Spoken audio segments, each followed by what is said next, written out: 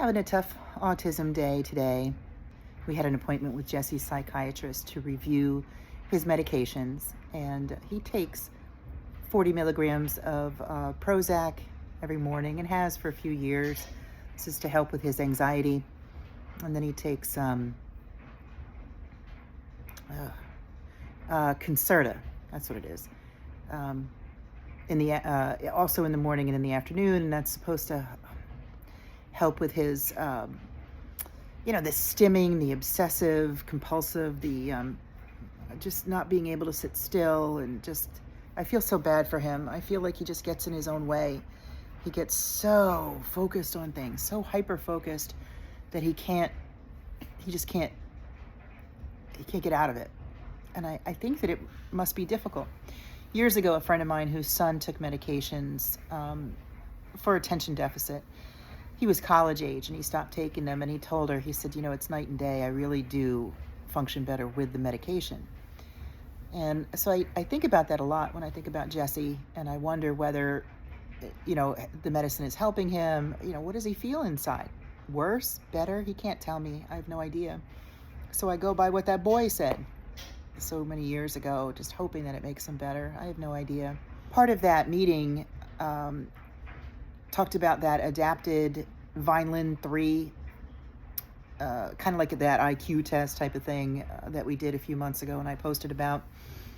And he just, reconfirmed how low Jesse is. And he said that, now is the time when things get harder. The older they get, the harder they get. And I was surprised because I feel like things are getting a little bit better. At least we can communicate, where before we couldn't at all.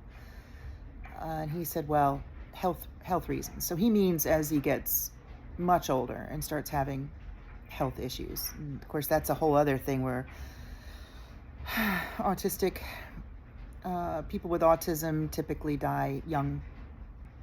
But, I sunk back into that dark place that we can go. And I told him, he's a psychiatrist. Why not tell him, right? I said, it's great right now. He's 14. His friends are 14 and 15. They're going into high school. Everything's great. But in 4 years, his friends will be graduating, and he won't. He'll be staying another 3 years. And that's going to be hard. And we're going to see all of his friends, start going off and doing things and building relationships and going to college or having jobs.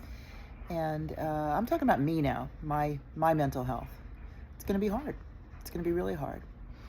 And before you know it, in 10 years or so, his buddies will probably start having kids, getting married, having kids. It's going to be tough again. This is a very, very difficult life, being a special needs parent. And I don't think that anybody could understand it if they weren't living it. But that's my job. My job that I've given myself is to let everybody know how damn hard it is and heartbreaking. So if you know somebody who's a special needs parent in your life, I don't know, just think about them.